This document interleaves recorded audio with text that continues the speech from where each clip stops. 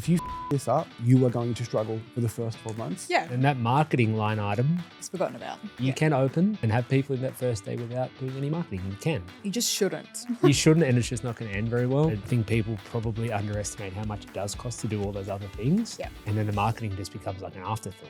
Hi, my name's Jayme. Hi, my name's Allana. I'm Mitch. Together we have 32 years industry experience with Pilates and fitness businesses.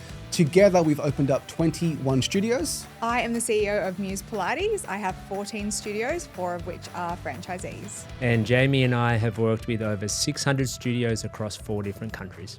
Hello everyone, welcome back to episode 3 of the Business of Pilates podcast. My name is Jayme. Allana? I'm Mitch. And today we're going to go through A to C pre-sale planning. Yep. And it might be one of the most overlooked things that studio owners make when they first decide, I am going to open up a Pilates studio. Yeah. It's very exciting though. It is very exciting. Everyone's so excited. And I think there's so many things happening that it can be easy to maybe overlook some of the more important things. Yep. So we'll be unpacking some of the stuff that we think people miss. I think the main thing that we want to debunk in this episode is don't just open and people will come. Like that is not a proper plan. Please do not do that. Not in 2025 at least. No. Maybe 10 years ago. Yeah. It would have been different, but Yeah. not anymore. If you build it, they will not come.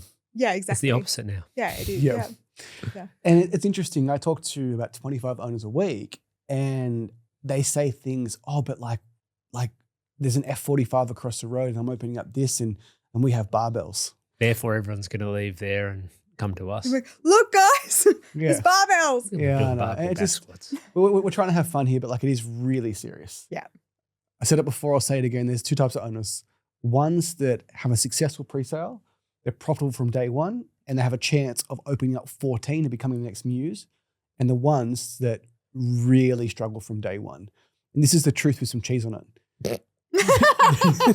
That's a quote from The Longest Yard. Some cheese on it. Cheese on it. I love that. I've lost my train of thought now. But the truth with some cheese on it is like the day that your studio opens, you'll never be busier because the classes are running, you're managing staff, you're teaching, you're coaching. So in that period while you're opening up, yes, you've got the fit out, but you've got time to really market and grow the business. Absolutely. So big picture stuff. I'm a studio owner. I want to open up my first studio. I want you to run us through your site selection process. Yep. What you've done for your 14 studios, and you've just sold a brand new franchise. Congratulations. Thank you. Number 15. Yes. And I'd love to hear your thoughts on how did you choose site 15? What went into it? What did you look for? And how do you know it's going to be a winner? Yeah, well, this site was very collaborative with our franchisee. Okay. Normally to date, so 1 through to 14 was just me picking them. So when I choose a location, I choose a location first before I choose a site. So in terms of the suburb, and I do my research into that suburb. Not necessarily like a building. No. It's like, hey, I want to be in this area. Yes, this general area. And then I'll start honing in and going to look at actual sites, actual buildings. And what makes you think a general area will pop off? There has to be enough people. They have to have some disposable income. I would never open anywhere, really low socioeconomic area just because they won't have. Yes, you wouldn't do Western Australia? No. I'm kidding. Just eastern suburbs for Allana? Heaps of studios over there. No, we've got a really big mix, but I think going through that census data and making sure that there is actually disposable income. Don't want to be selling umbrellas at a place that doesn't rain. Exactly. And then once I have a look at those stats, I will then see how much competition there is. I really think that it is so silly. And I see this all the time. You think, oh, well, that's common sense. It's not. Do not open where there's already 5 studios. Do not open across the road from a studio that has been there and is the studio. They've been there for 5 years or 10 years. Don't do that. Go wider than that. Yeah. You're looking for places that either don't have any or probably not many that don't have any It's anymore. such an interesting thing. It seems so obvious. I talk to owners why did you choose this location? Is there no competition? Oh, no, there's 10 other studios and a strong Pilates just opened up. And their logic and you behind, want to do a pre-sale behind them? Yeah. Their logic is, well, if there's all these other ones, obviously there's I'll a have market crack for too. it. And I that is not my philosophy and I won't do that. And going back to that, if there's 10 studios in town and you're going to be number 11, that's when they go back to, I have a barbell. Yeah. Or my reformer bed is different. Yeah. No, Yeah. like that is not enough. So when you're looking at competition, is there a number of studios per 1,000 people you're looking for? Is there a certain pocket? Because there's suburbs within suburbs. Yeah. So we opened up a location in a place called Elmervale. Yeah. And there is not one gym in Elmervale, but it's surrounded by Wallsend, Cardiff, Hamilton. Rankin Park. But there is nothing there. Yep. And it was amazing to see just how many members we got from Elmervale Yeah. that were like across the road, down the road, based on convenience. Yeah. I'm pretty lucky. Pretty lucky. We didn't do too much of an analysis. No. Oh, that worked out pretty That good. was a gut feel. That It one. just seems so obvious. Yeah. In my opinion, maybe we're backwards. Do you think it's but, arrogance? like I'm better? I just, not even arrogance, just people thinking that they're really, really unique. Yeah. And I Yeah. They're a don't, special snowflake. I don't think that No. anyone or any service is that special snowflake. What about city versus rural or I love regional. regional? I You- love regional Oh, too. I love it. Regional, love rural. And you have two regional? Okay, what Um, would you consider regional?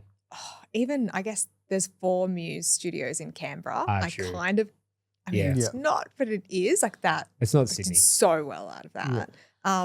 So not city. And we've just opened in Wagga. I guess coming to the Hunter, like Yeah. Maitland, That's Yeah. rural. amazing, like rural. I just Regional. regional. Sorry, These not towns are rural. yearning Yeah, for new things as Yeah. opposed to the town that's got 11 studios. exactly. I am the first to admit that like we got really lucky.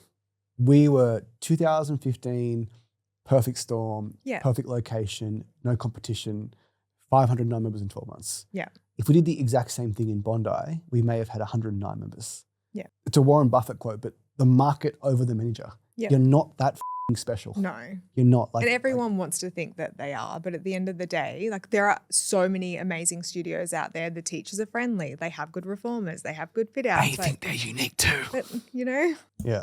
I think with regional, at least in our experience, people are willing to travel Yeah. a little bit more too because they're used to yeah. driving. Whereas right in the middle of Sydney, It's like that's if I can't walk there, I'm not exactly. going. Yes. So there's and pros and cons. Obviously, there's so many people. Like Yeah. in the And you city never know, locations. like, you know, by the time it took me 12 months to get the lease sorted and the DA done and the fit out done for Wagga, like 12 whole months. And in Mhm. that time, so there was one studio, like one teeny tiny studio that I don't really think is a competitor, but that's me being my little special snowflake. Allana's unique too. I'm not.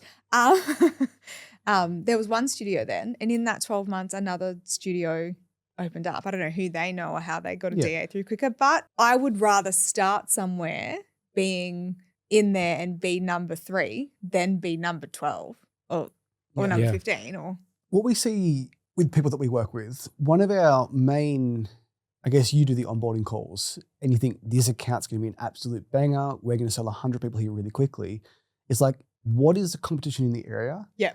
If they're doing a pre-sale, if 3 gyms have just opened before you and it's been back to back to back pre-sale for these curry people, yeah. they are They'll be going to, they're going to fatigued. be Bennett blind. Yeah. It matters. Like Yeah. I think it's the most important. Yeah. At least and no coaching program, no marketing tactic, no sales tactic. It's so important. I just want to it's- drive that home. And it's like, again, I just feel like it's so obvious. But if you've got 50,000 people in an area and you've got 5 different locations or 5 different options, Yep. whether it is all Pilates or fitness or whatever, 10,000 for each. And obviously 10,000 aren't going to go to each. It's like, or 50,000 people and 30 or 50, like it just gets, the market share just gets But spread like so much. in 2019, thin. it was so easy. We had like 300 members. People just walked through the front door. I don't know what's changed. Yeah. There's 30 new gyms in your town. That's what's changed. And it turns out There's that a studio popping up everywhere. every corner. Yeah. It just is what it is. You talked about the DAs. Yep. We went through that process a number of times and very painful. I think Yeah. every council is pretty painful. I think my longest DA took like from submitting the DA to getting it back was 12 months. Oh. Were you calling the that. council? Me again? Yeah. Hello. Me again? Every day. Me again. We almost had a heart attack on our first one. So optimist, pessimist. There was this building in The odd couple. There was this building I in was the right. main street of Curry, and like Kurri Kurri is a very interesting town, but you have to drive down this road to get to Coles. Yeah. So the level of exposure is 100% of people that eat food. And I wanted this thing. It was way more than we were paying. So like, we got to get this. We got to get this. Let's do it. Like, we were in the best position ever. One of my first ever PT clients was a psychologist, owned a couple of practices. He's like, Jayme, has that building got a DA? I'm like, what are you talking about? Yeah. What's a DA? Like, what are you talking about? He goes, oh, it's a development application. He's like, so is that important? And at this point, we were already way deep into like We signed the lease. We were signing up people. The old Greek man knew he pulled a fast one on us. He knew there was no DA. But that's something that people need to know. Yeah. The owners don't care because once you've signed. Done. They don't care about what you're doing with it. That's on you. And then the real estate agent does not care either. So it's absolutely on you. So do you sign those leases before you get DA through? You put DA in. You can put a deposit down. There's different ways to do it. You can negotiate. Sorry, go on. But we had signed the lease. Yeah. We realised quick smart that we were in trouble. yeah. And then we went into Cessnock much. Council with the worst DA ever. It was like a piece of A4 piece of paper we printed off. it's We embarrassing. didn't even know you had to buy a DA application from the council, and almost handwritten note like, we won't break the building. We only have light dumbbells. No, it wasn't like handwritten. It was handwritten. It was handwritten. And then Little like, love heart at the end. Yeah. Cheers. yeah, we were laughed out of the building. But at that point, we'd started the biggest pre-sale in the history of Kurri to this date. We were going off like thousands a week on ads. In 2015 in Kurri, small town, no competition, we had piled on like 300 members, and we were opening up January 4, billing people January 4. It's like Christmas Eve and the day wasn't coming through, like full meltdown. Like, I was like, what are we going to do if we don't open? And then the council don't care either, by the way. They do not care about you at all. No, oh no. We had a guy come to our building. It's like, oh, you need to get Spitfires, you need to get a door that's 86 centimeters wide for a wheelchair. And I was like, we don't have people in wheelchairs in here. Yeah. Which is like, don't say it, Jayme. Don't say. And then I got really into DAs. I'm like, okay, I'm going to learn this stuff myself. Yeah. And then I realized that we didn't need Spitfires because it was 20 meters from the frontage. I had a friend in fire safety come out. Yeah. And the DA guy came and said, oh, you need this. I said, no, we don't. Because of these statistics. He goes, oh, okay, don't worry about it then. And at that point, I was just, my blood was boiling. Yeah, I bet. And it still wasn't going through.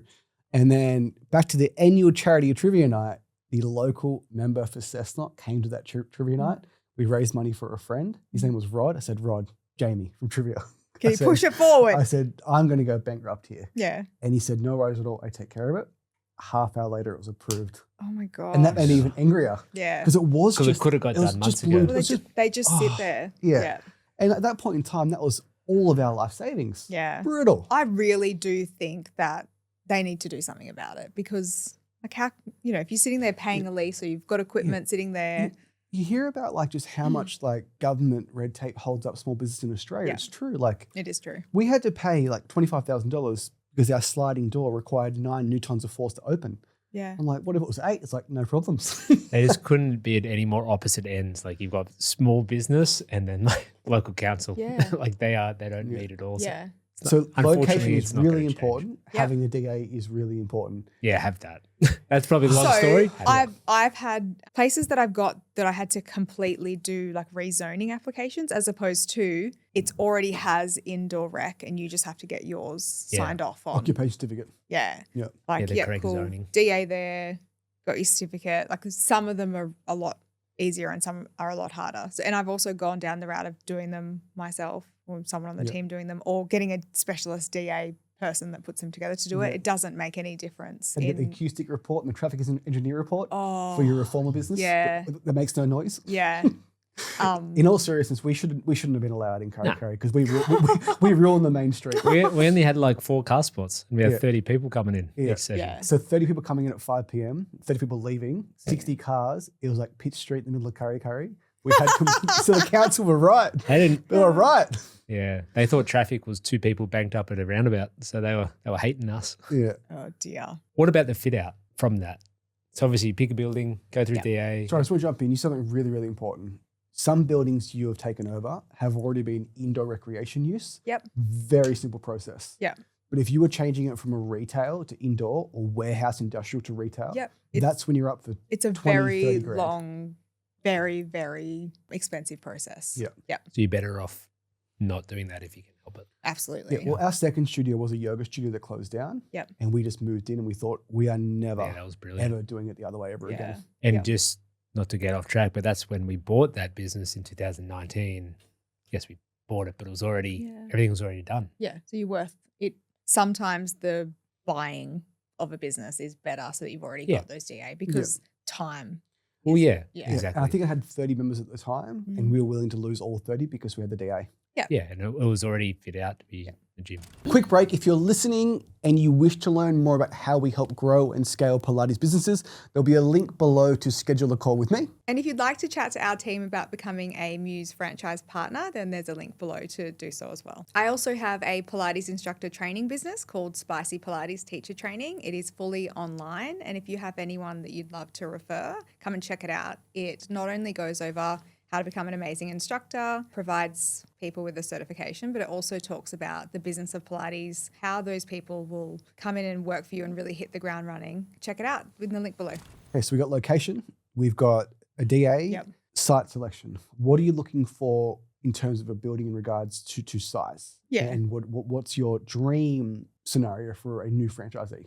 Some of our studios are 100 square meters. They are little. I would rather 120 to 180. That's my absolute ideal, or 120 to 200 if you want to pop a couple of extra things in there, like the red light, the sauna. I think your advantage is right there because every single functional studio, and there are a lot more of them, the BFTs, the Fit Stops, the F45s, they all need 200 to 300. Yeah. So they are all vying for that space. Yeah. So there are a lot less gym owners vying for 1 to 120 squares. Yeah, So absolutely. there's nowhere near as much competition, which There's I a lot more love space. There are a lot more spaces Yeah. of that size out there. They're more of like the PT studio type setups. Yeah. But that was part of our concern when we, functional fitness, and we needed all the space and everything. Like, you need a bigger building. Plus, you can't really be in a main street or an area like that because you've got you're not barbells and finding- there's you got weights dropping and there's noise and everything like that. Whereas Yeah. obviously for you guys, don't need as much space. Reformer is It's no noise quiet. at all. Yeah. So that's a huge barrier for functional. And when we were at your functional Warner's fitness. Bay studio, I was just like, my wheels started ticking over. Like, this is so simple Yeah. compared to what we had to do. Yeah, and it was way nicer than any of ours because we put all of our money into all the equipment and all everything you need, whereas simple is good. Yeah. So And I think 120 to 180, I really look for a rectangular space that has no pillars. Like, sometimes you can't get around it, but The pillars. the pillars are annoying. Like, a lot of our spaces were brand new. Probably maybe half of our spaces were a concrete shell and I did the whole fit out. And, you can't really get away with it. They're a pillar here or there. We had an L-shaped gym and it completely ruined the dynamic of the class. Yeah. Like, it's almost like there was 2 classes running.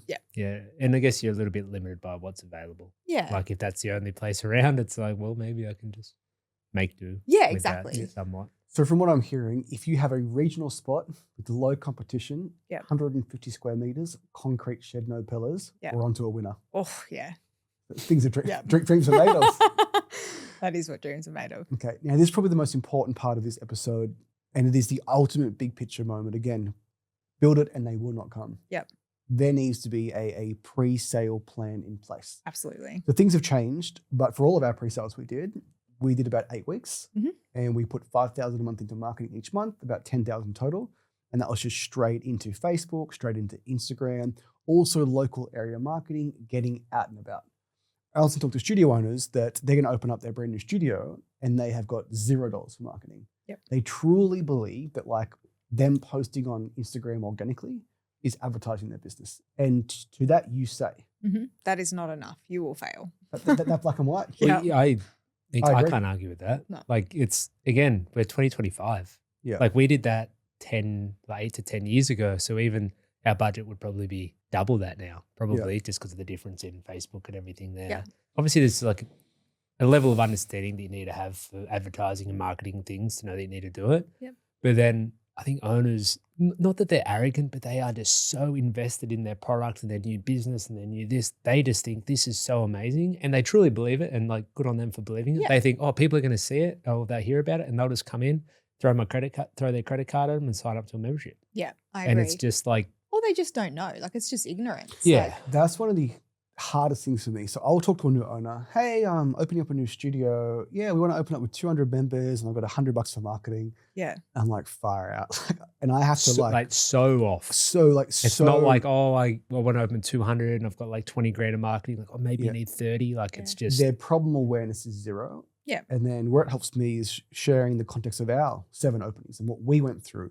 And I can see it on their face. They're like, oh my God, like this is involved, this is involved, this is involved. And it's a rude shock. And you don't want to scare people, but also you have to be realistic, because if they open and they're not covering their costs or they're nowhere close to, then they need to hightail it, because they're like, it's coming out of their pocket. So they're better off taking it out of their pocket before the opening. Yeah.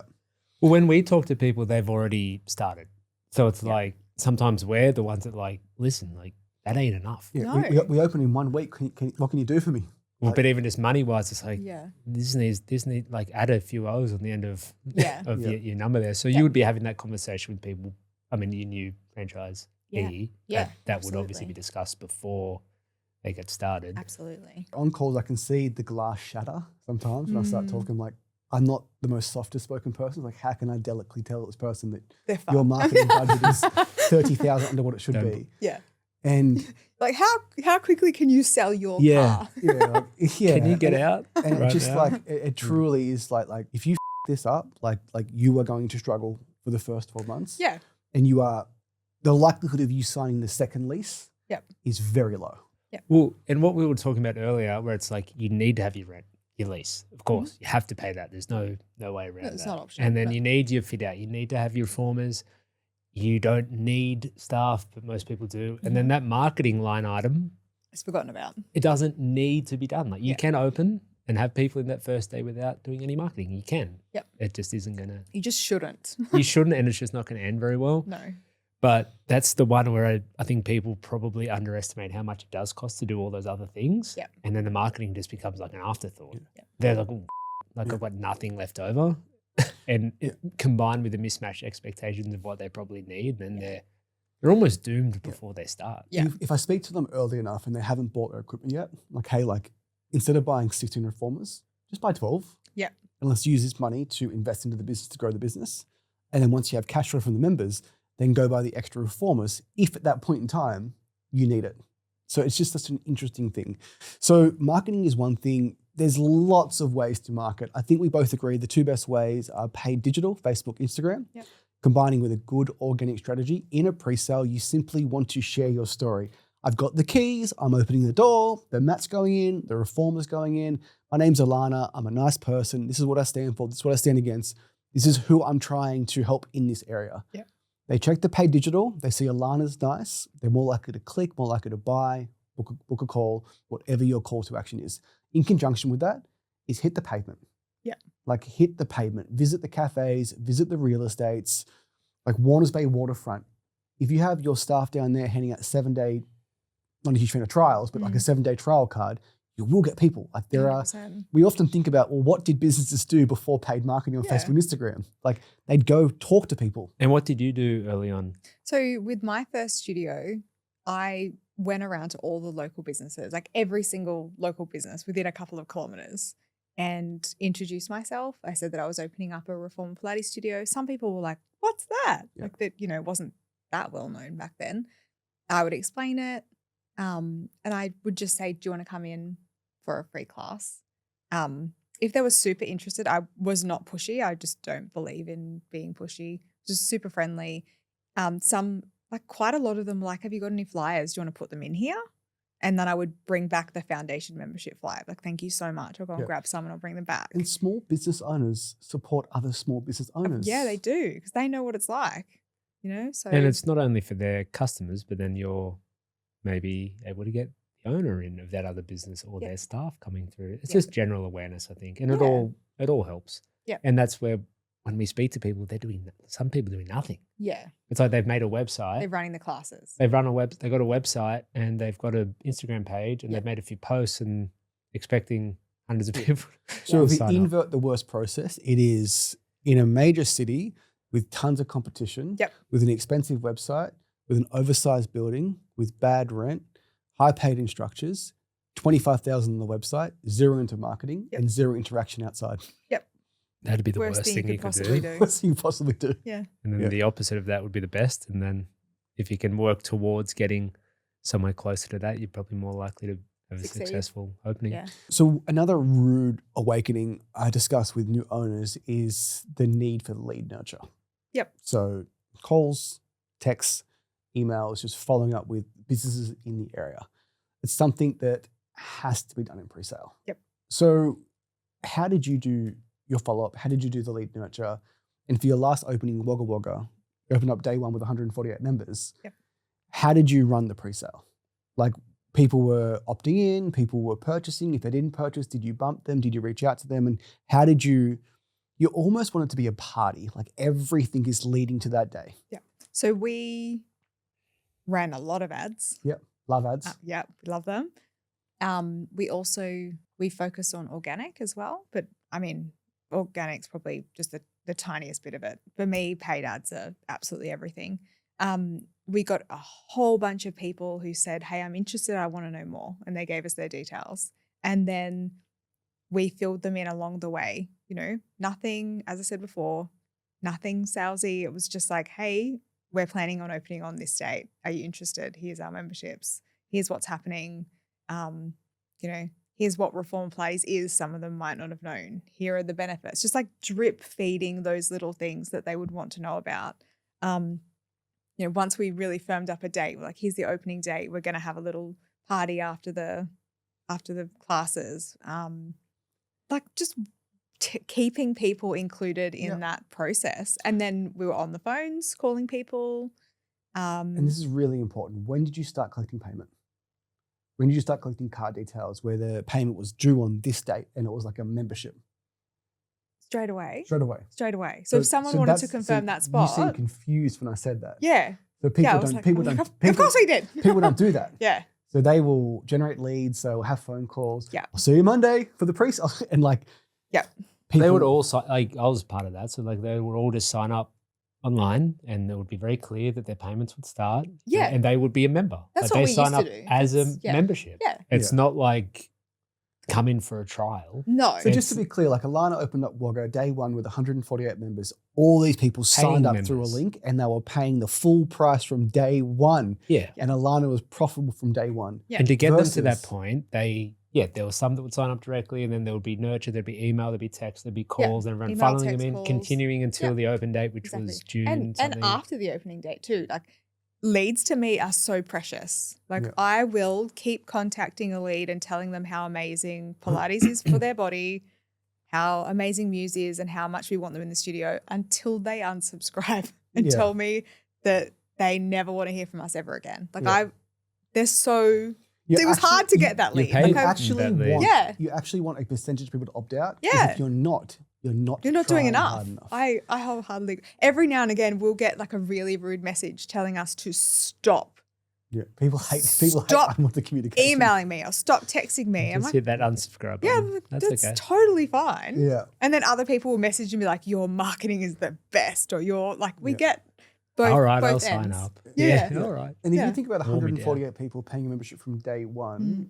profitable from day one versus having an open week where it's completely for free and you're hoping to sign them up day 8 at the end of it, Yep. you are in big trouble. Yeah. It's going to be a very challenging period for you to Yeah. grow that business. And it's just, again, like it comes so natural to you and us because we've been in it for so long, but like Yes.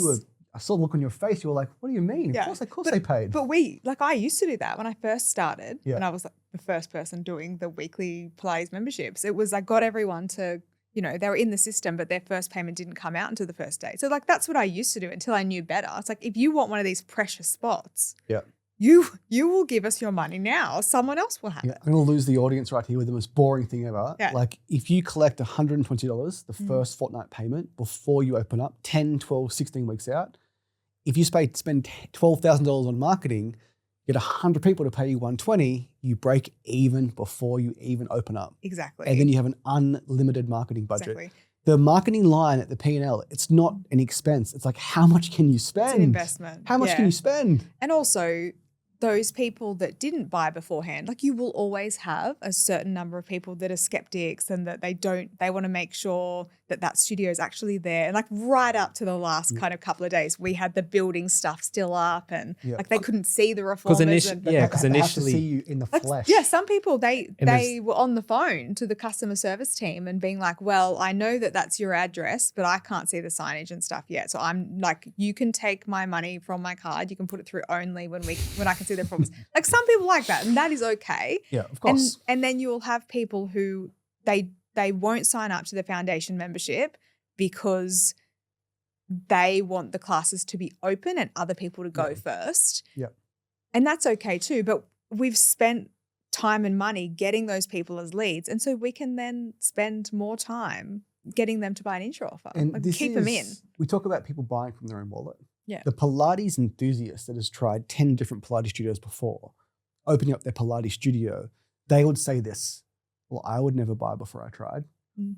And they therefore think that every single person purchases like them. and then their beliefs end up that part of their advertising and business, Yeah. advertising and marketing campaign. Yeah. There was a small franchise in Queensland. There was 3 locations, and all their advertising was around, like on their organic socials to their members, like, oh, like we don't charge contracts. You can cancel with 1 day notice. Yeah. We're not like Anytime Fitness or Good Life or Yeah. Virgin or Fitness Cartel. Yeah.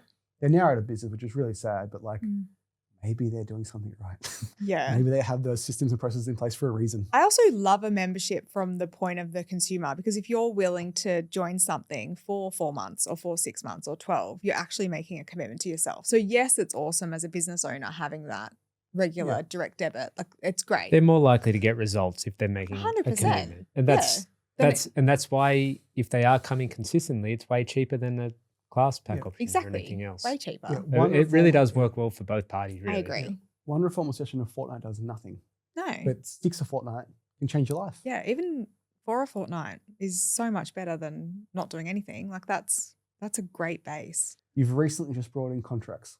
We've always had 4 months. 4 months, but Yes. you've recently extended them.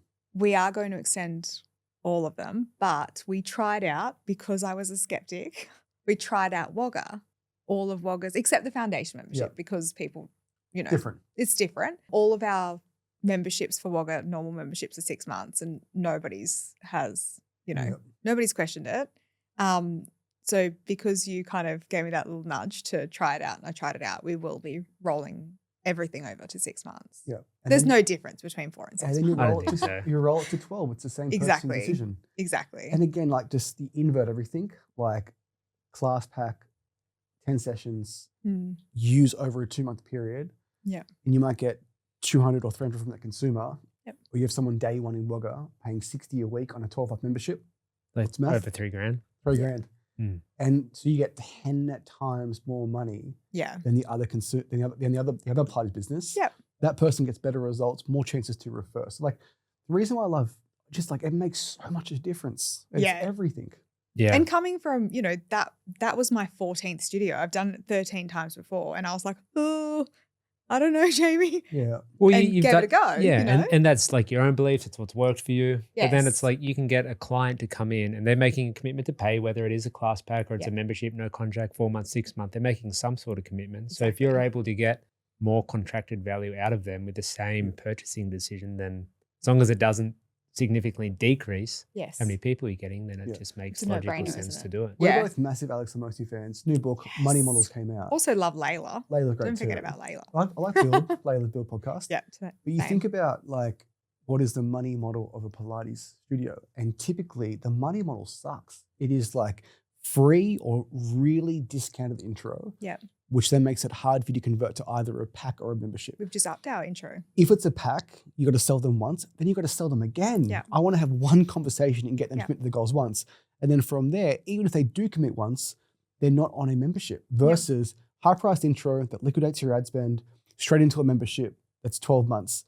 And that is a money model that will stand the test of time. Yep, absolutely. So we have just, as you know, increased, a few months ago, we increased our intro offer price. Yeah, it went from like 5 for 50 or 6 for 60 to 4 for 79. 4 for 80, was it? Something like 4 sessions for 79. Yeah. I think that was it. Um, That is it. I mean, and we've noticed less people bought those intro offers, but the conversion more rate signups. heaps higher. Yeah. Plus, So- Our done for you service exists because we sell at the right price. Yep. Because I cannot believe some studios we talk to, they get 30 to 50 intros a month and they convert next to no one. Yeah. What's When the a point? functional studio will get 10 intros a month and they'll convert 8.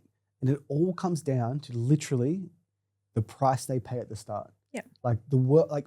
I consider myself to be a very technical salesperson. I've sold thousands of memberships. If someone buys for 5 for 50, even for me, it's really hard to convert them at 80 a week. Yeah. The value is already in their head. And you can Exactly. justify it however you want. yeah, and then you end up with this business where you've just got all these new people coming through all the time and Yep. you're converting next to none of them. I would almost rather do, would you like one free class than that really low 5 for 50. I'll share a quick story and you won't believe this. And no one believes it, but it's true. We burned through an entire town. We were in Kokiri. We signed up 509 members. That was our peak. In a 2-year period, we signed up over 2,500 people. Yeah. There's 14,000 people in the town. 1 in 14 people. Going to Coles was a nightmare. But you can churn through an entire town. Yeah. So if those 2,500 people came through and they only paid $20 for an intro, it gets harder to acquire clients over a longer period of time because people that love Muse, that resonate with Muse, will always join at the pre-sale. Yeah. So you have to make the most of those members. 100%. And we saw it just firsthand, businesses can churn through an entire town. F45s have churned through. Every person in a certain F45 suburb will churn through. It's crazy. Yeah, and you get, I think what we always did well is you'd get someone interested and they might do a free trial or back in the boot camp days, a $10 class. And instead we wouldn't do that. We would turn them into a 12-month membership, Yep. paying us over $1,000. And then the other boot camp up the road might get the same person in, the same thing, and get them for 1 week. Yeah. And they've got $50 out of them or $20 out of them. We've got $1,000 more. And Yeah. that's why we're able to do so well in essence. And that's why you have 14 studios now. 15, sorry, 15. Soon to Wow. be 15. Soon to be Soon to be 15. 15. Yep. So wrapping up, pre-sales are really, really important. If you Yeah. build it, they will not come without a really great marketing and sales process in place. And it should be the most important thing that you focus on, not the type of equipment that you get No, or It's not an afterthought. not enough. Cool. Any final thoughts, guys? I want to add something really quickly before we finish. I think it's really underestimated how much people want to see of the studio owner, see and hear from them. And I often think I should do more of it and I get caught up because the business is so big now, but people love it. They want to see you painting. They want to see you cleaning before the opening party. They want to see you setting up. They want to know what your children's names are. 100%. They are interested in who owns the business. And so no detail is too great. They want to know that you deeply care, that you have put this place together to be an amazing And they don't want to be experience. part of a faceless corporation. No, nobody No. does. Otherwise they would have joined the big gym up the road. Exactly. I think my final thought is if you are wanting to start somewhere new, a new location or start for the first time, do your due diligence and crunch some numbers 100%. and talk to someone either like us or you're an accountant or someone who's going to be able to at least put some expectations in place. for we're what you need. friends. We like Pilates. We should start a business. Yeah. More thought than that. A Yeah. lot more than No, I mean talking about just some numbers and some basic understanding of what you're going to need. 100%. Because otherwise you'll end up talking to someone like us after it's too late Yeah. and Don't do that a year or two in. Yeah. Yeah. do it first. All right, guys, Exactly. thanks for watching. Appreciate it. Have a lovely, lovely day. Thank you. Bye. Thank you so much for tuning into the Business of Pilates podcast. If you enjoyed the episode and want to learn how to grow and scale the studio, there'll be a link below to book in a call. If you're interested in opening up a Muse franchise or learning more about Spicy and the Pilates instructor course, there'll also be a link for that. Thank you so much. Please share with another studio owner and pass along this podcast.